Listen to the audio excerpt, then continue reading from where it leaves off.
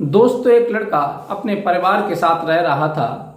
जब उसकी शादी की सालगिरह आती है तब वो अपनी पत्नी का हाथ पकड़ता है और उसे अपनी गाड़ी में बिठा लेता है और कहता है कि चलो आज तुम्हें मैं बहुत सारी शॉपिंग कराऊंगा। फिर वो मार्केट ले जाता है और उसे शॉपिंग कराता है और शॉपिंग कराने के बाद वो गाड़ी एक गांव की तरफ मोड़ देता है। उसकी पत्नी कहती है कि आखिर तुम ये गाड़ी कहाँ लेकर के जा रहे हो, कुछ तो बताओ मुझे इस बारे में। तब वो लड़का कहता है अपनी पत्नी से कि तुम चुपचाप बैठी रहो, मैं तुम्हें शादी की सालगिरह पर एक ऐसा सरप्राइज देना चाहता हूँ, ऐसा तोहफा देना चाहता हूँ कि तुम इस तोहफे को पाकर जिंदगी भर याद करती रहोगी। वो महिला इस बात को सुनती है तो सोचने लगती है, पता नहीं आज ये किस मूड में है और कौन सा तोहफा मुझे देने जा रहे हैं, पता नहीं क्या चीज मुझे दिखाने के लिए ले जा रहे हैं। तब वो चुपचाप गाड़ी में बैठी रहती है। तभी वो लड़का गाड़ी लेकर के एक गांव में पहुंचता है और गांव में जब देखता है कि वहां बहुत सारे जानवर बंधे हुए थे, रास्ता जो थी उबड़ खाबड़ है, गलियों में कीचड़ है। फिर वहीं गांव से बाहर गाड़ी रोक लेता है और अपनी पत्नी का हाथ पकड़ करके गाड़ी से नीचे उतारता है और गांव में चला जाता है। जाकर के देखता है कि एक व्यक्ति अपना ठेला सब्जी का सजा ही रहा था, सब्जी निकाल निकाल करके उस पर रख रहा था। तभी वो अपनी पत्नी को ले जाकर के उस ठेले वाले के पास खड़ा कर देता है और कहता है कि यही तुम्हारी शादी की सालगिरह की सरप्राइज है और तुम इसी के साथ रहोगी, जिंदगी भर इसी के साथ खुश रहो। जब तुम इसके साथ खुश हो तो मुझे कोई आपत्ति नहीं है, कोई परेशानी नहीं है, तुम इसके साथ हंसी खुशी से आनंद के साथ रह सकती हो। फिर वो महिला अपने पति के हाथ पैर जोड़ने लगती है, गिड़गिड़ाने लगती है। आखिर क्या बात थी जो पति अपनी पत्नी को एक सब्जी वाले के पास छोड़ करके आने लगा था? क्या विवाद हुआ था, क्या घटना घटी थी? ये पूरी सच्चाई इस वीडियो के माध्यम से जानने का प्रयास करेंगे। नमस्कार, प्रणाम, मैं हूं रितेश कुमार।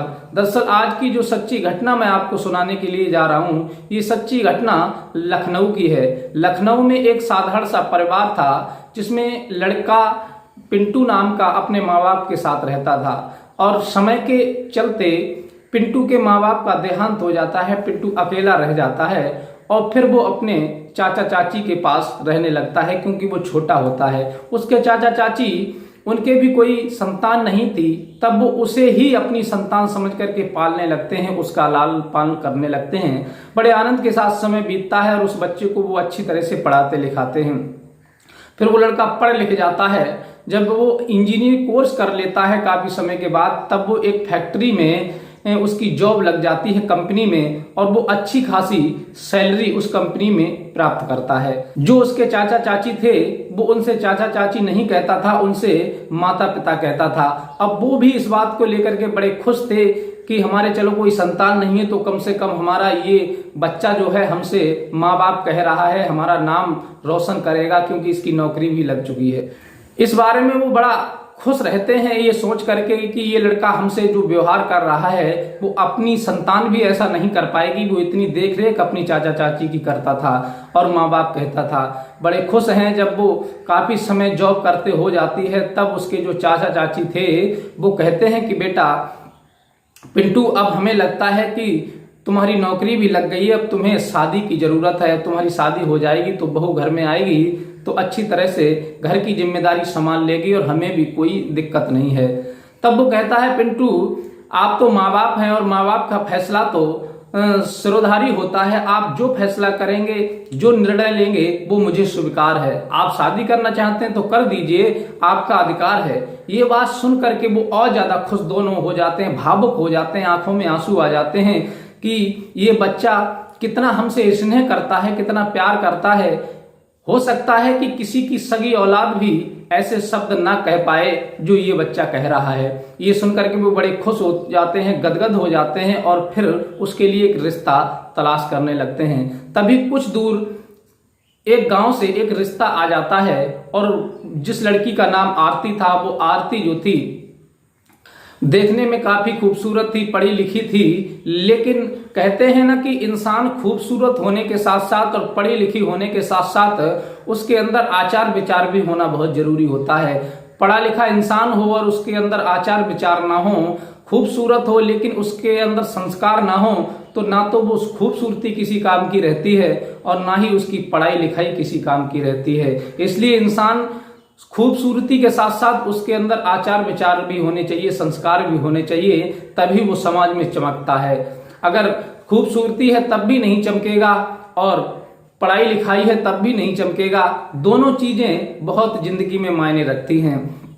आरती खूबसूरत थी, पढ़ी लिखी थी, लेकिन उसका आचार विचार अच्छा नहीं था। लेकिन इसके बैकग्राउंड को वो लोग नहीं समझ पाए थे, पिंटू के चाचा चाची, और अपने बच्चे पिंटू की शादी उसके साथ तय कर देते हैं। समय के चलते कुछ दिन के बाद में शादी की डेट फिक्स हो जाती है और दोनों का विवाह हो जाता है। विवाह होने के बाद आरती दुल्हन बनकर के जब पिंटू के घर आती है तो बड़े आनंद के साथ रहने लगते हैं। और फिर लगभग 10 दिन के बाद में पिंटू अपनी पत्नी से कहता है कि आरती, मुझे अब कंपनी में जाना है, क्योंकि मैंने 10 दिन की ही छुट्टी ली थी, अब छुट्टी मेरी समाप्त हो चुकी है। कहता है कि तुम चाचा चाची की सेवा करना और मैं कंपनी में जा रहा हूं, फोन से बात होती रहा करेगी, और तुम्हें कोई दिक्कत हो तो तुम माँ बाप से कह देना, तुम्हें कोई दिक्कत किसी प्रकार की नहीं होगी, और जब भी मुझे मौका मिलेगा तब मैं तुमसे मिलने आ जाया करूंगा।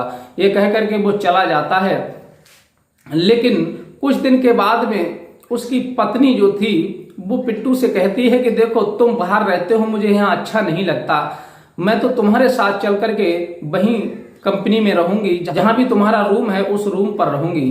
तो अपनी पत्नी की बात सुनकर के घर आ जाता है और अपनी पत्नी को समझाता है कि देखो, यहाँ माँ बाप अकेले रह जाएंगे, अगर तुम मेरे साथ चली जाओगी, तुम ही तो एक सहारा हो उनके लिए, देखभाल करने के लिए, और मैं बाहर रहता हूँ, मैं उनकी देखभाल नहीं कर पाता, तो तुम इनकी देखभाल करो, क्या दिक्कत है, मैं कभी कभी आता तो हूँ तुम्हारे पास। लेकिन वो जिद पकड़ लेती है और कहती है कि नहीं, मुझे नहीं रहना है तुमसे दूर, मुझे तो तुम्हारे ही साथ रहूंगी। तब वो इस बात के लिए अपने चाचा चाची से कहता है और कहता है कि हमारी पत्नी हमारे साथ जाने की जिद कर रही है, अब आप लोग बताओ क्या करें। तब वो कहते हैं, बेटा इसमें दिक्कत क्या है, पत्नी का तो धर्म होता है पति के साथ रहने का, और पत्नी एक दूसरे के साथ रहने के लिए ही बनाए हैं भगवान ने, तो तुम अपनी पत्नी को साथ लेकर के चले जाओ। और रही खाना दाना बनाने की, तो हमें कोई दिक्कत नहीं है, हम इतने बुजुर्ग नहीं हैं, हम स्वयं अपनी देखभाल कर लेंगे, तुम अपनी पत्नी को ले जाओ। पिंटू कहता है जैसी आपकी आज्ञा। पिंटू अपनी पत्नी को लेकर के शहर चला जाता है, कंपनी में ड्यूटी करने लगता है और एक किराए पर मकान ले लेता है, उसमें अपनी पत्नी को छोड़ देता है और वो रोज अपनी ड्यूटी को जाता है, शाम को अपनी पत्नी के पास आ जाता है। धीरे धीरे यूं ही सिलसिला चलता रहता है। तभी पिंटू के घर के सामने एक व्यक्ति नौजवान था, वो सब्जी का ठेला लगाया करता था, सब्जी बेचा करता था। इधर पिंटू अपनी पत्नी से कहता है कि अगर तुम्हें किसी चीज की अगर जरूरत पड़े तो सामने सब्जी का ठेला है, बराबर में दुकान है, वहां से राशन की जरूरत हो तो राशन ले लिया करो, और जो भी पैसा है, अमाउंट है, वो खाते में मेरे लिखवा दिया करो, मैं महीने की महीने पेमेंट कर दिया करूंगा। आरती कहती है ठीक है, आप जैसा कहेंगे वैसा ही होगा। वो कंपनी में अपने काम के लिए चला जाता है, रोज का उसका ये क्रम था। लेकिन धीरे धीरे वो आरती जो थी उस सब्जी वाले के पास जाने लगती है, और फिर काफी समय जब बीत जाता है, 1 महीना जब बीतता है, तब वो उस सब्जी वाले से कहती है कि तुम अपना नंबर मुझे दे दो और मैं तुम्हें सब्जी का ऑर्डर कर दिया करूंगी, जो भी सब्जी मुझे जरूरत होगी वो सब्जी लेकर के मुझे मेरे घर पहुंचा दिया करो। वो कहता है ठीक है मैडम, आप जैसा कहेंगी। अब वो एक दूसरे का नंबर एक दूसरे के पास पहुंच जाता है, लेकिन जो आरती थी उसका नेचर बढ़िया नहीं था और वो सब्जी वाले के लिए लाइक करने लगती है, उसे चाहने लगती है। अब वो बार बार उसे फोन करती है और उससे वार्तालाप करने लगती है। सब्जी तो सुबह शाम ही मंगाती थी, लेकिन वो सारे दिन अपने उसी प्रेमी सब्जी वाले से बात करने लगती है, और बाती बातों में उनके अंदर प्रेम बढ़ जाता है और प्यार का सिलसिला इतना परवान चढ़ जाता है कि वो एक दूसरे को साथ रहने के लिए विचार बना लेते हैं। अब उनका यही क्रम बन जाता है कि पिंटू जब भी अपनी ड्यूटी के लिए कंपनी में चला जाता है और वो महिला आरती उस सब्जी वाले के पास पहुंचती है, और सब्जी वाले ने तो अब तो ठेला लगाना बंद कर दिया, वो उस महिला को लेकर के इधर उधर मार्केट में घूमने लगता है, शॉपिंग करने लगता है, और उसके घर में आकर के आरती के 1-1, 2-2 घंटे बिताता है और उसके साथ मौज मस्ती करता है। बड़े आनंद से उसका समय बीत रहा था। धीरे धीरे यूं ही वक्त बीतता चला जाता है कि वो सब्जी वाला उसे अपनी पत्नी बना करके उसी के घर में रखने लगता है। एक दिन पिंटू के पड़ोसी ने उस पिंटू की पत्नी आरती को सब्जी वाले के साथ मार्केट में घूमते हुए हाथ में हाथ डाले हुए देख लिया, तब वो सोचने लगता है कि ये तो हिसाब किताब बहुत खराब है। लड़का है वो बड़ा सीधा साधा है और वो सुबह के लिए अपनी ड्यूटी पर चला जाता है और वो अपनी पत्नी पर विश्वास करता है, उसे घर में अकेला छोड़ करके चला जाता है। लेकिन इसकी पत्नी कितनी बदचलन है जो अपने पति के लिए धोखा दे रही है और सब्जी वाले के साथ अयासी कर रही है, इसके साथ हाथ में हाथ डाल करके घूम रही है। इस बारे में उसे जरूर बताना चाहिए। एक दिन शाम के लिए पिंटू उसी पड़ोसी के लिए मिल जाता है और वो पड़ोसी पिंटू से कहता है कि पिंटू भाई, अगर बुरा ना मानो तो मैं तुमसे एक बात कहूं। तब वो कहता है कि भाई बताओ, बुरा मानने वाली क्या बात है। तब वो कहता है कि देखो, तुम अपनी पत्नी को घर पर अकेला छोड़ करके चले जाते हो, लेकिन तुम्हारी पत्नी का अफेयर मुझे लगता है इस सामने जो ठेला लगाता था सब्जी वाला उसके साथ चल रहा है। मैंने कई बार इसे मार्केट में एक दूसरे के हाथ पकड़े हुए घूमते हुए देखा है, रेस्टोरेंट पे खाना खाते हुए, नाश्ता करते हुए देखा है। ये बात जब पिंटू सुनता है तो वो चौंक जाता है और सोचने लगता है कि ऐसा कैसे हो सकता है, मेरी पत्नी ऐसा स्वभाव तो लगता नहीं है। तब भी औरत पर विश्वास करना महामूर्खता होती है। औरत कब बदल जाए ये भी कुछ कहा नहीं जा सकता। तब वो अपनी पत्नी के बारे में इंक्वायरी जुटाने लगता है और कहता है ठीक है भाई, देखते हैं इस बारे में कि आखिर क्या सच्चाई है। तब वो इस बात को सुन करके चुपचाप घर तो चला जाता है, लेकिन अपनी पत्नी से कुछ नहीं कहता। जैसा रोज की तरह रह रहा था वैसा ही बर्ताव अपनी पत्नी के साथ करता है। एक दिन उसने अपनी पत्नी की चोरी पकड़ने के लिए अपनी पत्नी से कहा कि देखो आरती, मैं 2 दिन के लिए कंपनी मुझे बाहर भेज रही है किसी काम से और मैं उस काम से जा रहा हूं और 2 दिन बाद आऊंगा। तुम्हें किसी चीज की जरूरत हो तो मुझे फोन कर लेना और सामने मैंने दुकान पर आपको बता ही दिया है, जिस चीज की जरूरत हो वहां से तुम ले लेना। वो कहती है ठीक है। ये बात सुनकर के आरती बड़ी खुश हो जाती है और सोचने लगती है कि अब तो मुझे अपने प्रेमी से मिलने के लिए बहुत सारा मौका मिल गया। अब मैं लगातार 2 दिन अपने प्रेमी के साथ इसी घर में रहूंगी और रात को भी अपने प्रेमी के साथ ही रहूंगी। ये विचार करके वो बहुत ज्यादा खुश हो जाती है। लेकिन पिंटू घर से चला जाता है और फिर 2-3 घंटे के बाद लौट करके आता है, घर में नहीं घुसता और वो अपनी पत्नी पर नजर बनाने के लिए वहीं छुप करके देखने लगता है। उसी बीच वो सब्जी वाला घर में प्रवेश करता है और उसकी पत्नी दरवाजा खोलती है और फिर दरवाजा बंद कर लेती है। काफी देर हो जाती है पिंटू को देखते हुए, लेकिन वो सब्जी वाला बाहर नहीं निकलता है।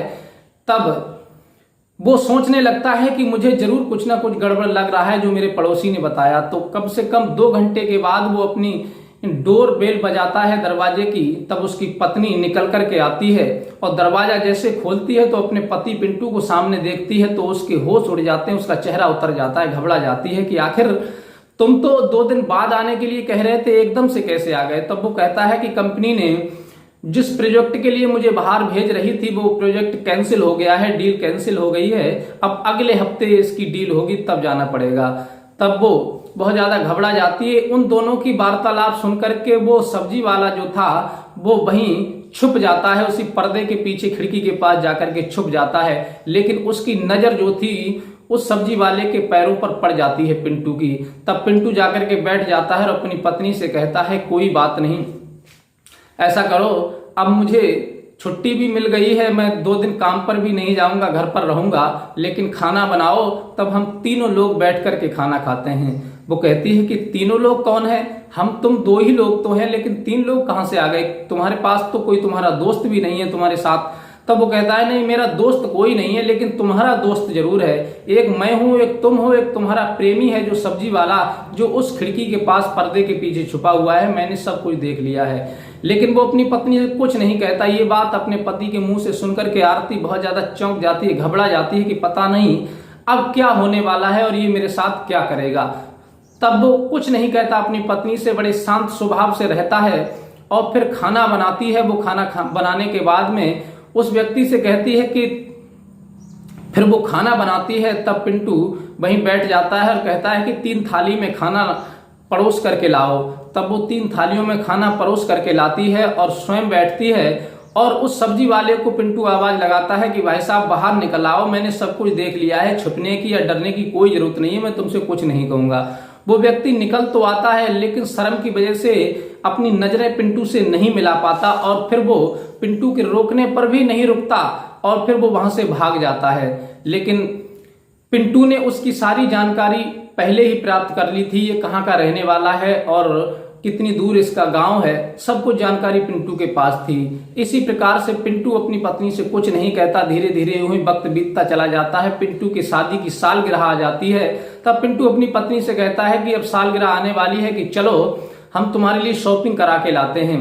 लेकिन पिंटू के दिमाग में भी वही बात गूंज रही थी और उसकी पत्नी आरती के दिमाग में भी वही बात गूंज रही थी कि आखिर मेरा पति कुछ मुझसे कह क्यों नहीं रहा है। इसने मेरे पति को रंगे हाथों पकड़ लिया, मुझे पकड़ लिया, लेकिन फिर भी ये मुझसे कुछ नहीं कह रहा है। कैसा व्यक्ति है। अब वो कुछ नहीं कहता है, मार्केट ले जाता है, बहुत सारे उसे वस्त्र खरीदवाता है, जो उसे जरूरत होती है सामान वो सब खरीदवाता है और फिर अपनी गाड़ी में बिठा करके उसी गांव की तरफ गाड़ी को मोड़ देता है। तब उसकी पत्नी को आश्चर्य होता है और वो कहती है कि आखिर तुम ये गाड़ी कहाँ लेकर के जा रहे हो, घर की तरफ क्यों नहीं लेके जा रहे हो। वो पिंटू कहता है कि मैं तुम्हें शादी की सालगिरह जो आ रही है ना, उसका सरप्राइज तुम्हें देना चाहता हूँ, गिफ्ट देना चाहता हूँ, इसलिए तुम बैठी रहो। अब वो अचंभे में पड़ जाती है, पता नहीं ऐसी कौन सी चीज मुझे ये दिलवाने गांव की तरफ ले जा रहे हैं, पता नहीं क्या खरीदा है इन्होंने जो मुझे दिखाएंगे। ये सुन करके वो चुपचाप बैठी रहती है और गांव के पास जैसे ही वो गाड़ी पहुंचती है तो गांव में जाने के लिए रास्ता खराब थी, कीचड़ था, वहां पशु चुंग रहे थे और इसी को देखते हुए पिंटू गाड़ी वहीं रोक देता है और अपनी पत्नी को हाथ पकड़ के गाड़ी से नीचे उतारता है और उसे एक टूटा फूटा घर था जो उस पर झोपड़ी सी बनी हुई थी, अच्छा घर नहीं था, उसकी रौनक बहुत ही ज्यादा वैसी थी क्योंकि एक सब्जी बेचने वाला गरीब व्यक्ति था। वो अपनी सब्जी ठेले पर लाद रहा था शहर ले जाने के लिए। तभी वो हाथ पकड़ करके अपनी पत्नी को उस सब्जी वाले के पास खड़ा कर देता है। सब्जी वाले के लिए उसकी पत्नी देखते ही चौंक जाती है और वो सब्जी वाला भी उस अपनी प्रेमिका को देख करके, आरती को देख करके चौंक जाता है। तब पिंटू कहता है कि यही तुम्हारी सरप्राइज है, यही शादी की सालगिरह है। एक साल तुम मेरे साथ रही, लेकिन आज के बाद तुम इसके साथ रहोगी, क्योंकि तुम्हें जब इनके साथ रहने में खुशी मिलती है तो मुझे कोई आपत्ति नहीं है। हर इंसान अपनी जिंदगी अपनी मर्जी से जीना चाहता है और हर इंसान की ये ख्वाहिश होती है कि वो अपनी जिंदगी अपने स्तर से जिए। तो तुम अपनी जिंदगी में खुश हो इसके साथ और अपने स्तर से जीना चाहती हो तो तुम इसके साथ रह सकती हो, मुझे कोई आपत्ति नहीं है, मैं अपनी जिंदगी अपने हिसाब से जी लूंगा। अब वो जो भी सामान खरीदवा के लाता है वो गाड़ी से निकाल करके उसी ठेले पर रख देता है और कहता है कि तुम यहाँ पर रहो और मैं जा रहा हूँ। ये सुन करके उसकी पत्नी पिंटू की आरती रोने लगती है, पैरों में गिर जाती है, गिड़गिड़ाने लगती है, क्योंकि जब उसने उस सब्जी वाले के घर को देखा, उसकी स्थिति को देखा तो उसके तोते उड़ गए। वो पहले तो सोच रही थी कि अच्छा खासा होगा, जब उसके घर की झोपड़ी को देखा तो सोचने लगी कि अब तो मैं बर्बाद हो जाऊंगी, इसके साथ इस झोपड़ी में कैसे रह पाऊंगी, कैसे समय बीतेगा। अब वो बहुत ज्यादा मायूस हो जाती है, टूट जाती है, रोने लगती है, पैरों में गिर जाती है, गिड़गिड़ाने लगती है, लेकिन पिंटू उसकी एक बात नहीं सुनता और उसे वहीं छोड़ करके अपने घर चला आता है और अपनी ड्यूटी करने लगता है। तब वो घर आकर के अपनी सारी हकीकत, अपनी जो बीती थी उस पर वो अपने चाचा चाची को बताता है कि तुमने जिस लड़की से मेरा विवाह करवाया था वो बदचलन निकली, एक वहीं पर सब्जी वाले से सेट हो गई और मैं उसे उसके साथ छोड़ आया। फिर ये बात जब उसके चाचा चाची सुनते हैं तो वो बहुत ज्यादा दुखी हो जाते हैं, क्योंकि उन्होंने ही उसकी शादी कराई थी। फिर पिंटू कोर्ट में केस डाल देता है और उस अपनी पत्नी से तलाक ले लेता है और फिर वो फ्री हो जाता है। उसके चाचा चाची कहते हैं कि बेटा अब तुम दूसरा विवाह कर लो। वो कहता है कि नहीं पिताजी, अब मैं विवाह अभी नहीं करूंगा, अभी मुझे बहुत ज्यादा टेंशन है, मैं अपनी नौकरी को करूंगा, तो उसके बाद जब समय लगेगा, जब समय सही आएगा तब मैं शादी कर लूंगा। ये बात कह करके वो अपनी ड्यूटी के लिए चला जाता है, अपने चाचा चाची को अपने साथ ले जाता है, उसी घर में अपने माँ बाप को रखने लगता है और ड्यूटी करने लगता है। और इधर वो महिला रात दिन एक एक मिनट उसका बड़ा ही पत्थर के समान कट रहा था, क्योंकि जो महिला एक सरकारी नौकर व्यक्ति के साथ शहर में ऐशो आराम से पंखे की हवा में रहती थी, आज वो गाँव में पहुंच गई है, चारा पशुओं को खिला रही है, घर की साफ सफाई कर रही है, कूड़ा डाल रही है, गोबर थोप रही है। जब ऐसी स्थिति उसकी हो जाती है तो वो बार बार पछताती है, अपने सर को धुनती है कि आखिर मैंने ये किया तो किया क्या, अपने पैर में खुद कुल्हाड़ी मार ली। इस बात को लेकर के बहुत ज्यादा रोती है, लेकिन कहते हैं कि अब पछताए होत का जब चिड़िया चुन गई खेत। बाद में पछताने से कुछ नहीं होता है, केवल इंसान अपने सर को धुन सकता है। तो साथियों, ये कहानी आपको कैसी लगी? अगर ये कहानी आपको अच्छी लगी हो तो हमारे चैनल को प्लीज लाइक सब्सक्राइब जरूर कर दीजिए। आपका सपोर्ट हमें बहुत महत्वपूर्ण है। आपके सपोर्ट से ही, जब आपका प्यार मिलता है तब हम आपको और ही अच्छी अच्छी वीडियो लेकर के आते हैं। कुछ हमारे श्रोता हैं जो नियमित हमारी वीडियो को सुनते हैं। हमारे श्रोता हैं, एक यामीन सैफी हैं, समीना सैफी हैं, और हमारे माधव राज हैं, अंजलि वर्मा है, प्रशांत वर्मा है, रुद्रांश राजपूत हैं। ये सभी श्रोता हमारे नियमित रूप से ये वीडियो को देखते हैं, सुनते हैं। बहुत बहुत धन्यवाद ऐसे श्रोताओं के लिए। अगर आप भी अपना नाम वीडियो के अंत में बुलवाना चाहते हैं तो अपना नाम और जिला लिख करके हमें कमेंट करें, जिससे हम आने वाली वीडियो में आपका नाम जरूर बोलेंगे। और दीजिए अपने भाई को इजाजत। मिलते हैं किसी नेक्स्ट वीडियो में, तब तक के लिए नमस्कार।